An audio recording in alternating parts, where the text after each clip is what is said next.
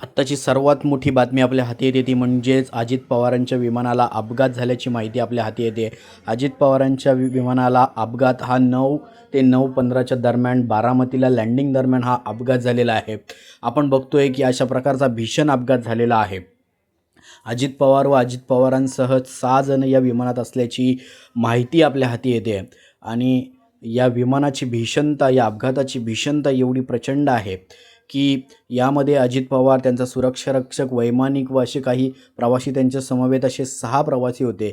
जवळजवळ 9 ते 9:15च्या दरम्यान अजित पवारांच्या विमानाला बारामतीमध्ये अपघात झाल्याची माहिती आपल्या हाती येते।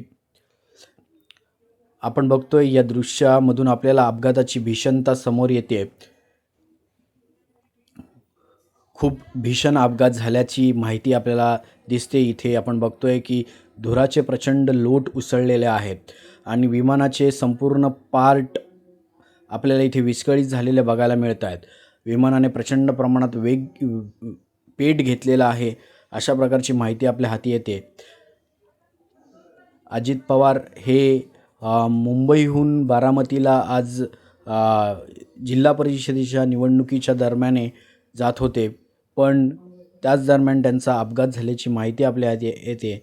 9 ते 9:15च्या दरम्यान अजित पवार यांच्या विमानाला भीषण अपघात झाल्याची माहिती आपल्या हाती येते।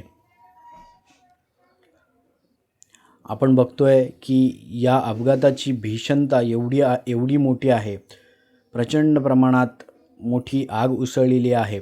अग्निशामक दलाच्या गाड्या इथे आग आटोक्यात आणण्याचा आटोकाट प्रयत्न करत आहेत। अजित पवार व त्यांच्या सोबत असलेल्या प्रवाशांना रुग्णालयात हलवण्यात आलेले आहे।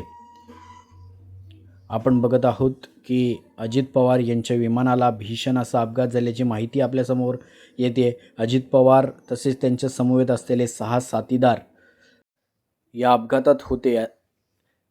आपण बघतोय की त्यांना रुग्णालयात दाखल केलेलं आहे। पुढची माहिती आपल्या हाती थोड्याच वेळात लागेल। तोपर्यंत बघा की ही दृश्य किती भीषण आहेत। अजित पवार यांच्या विमानाला आग।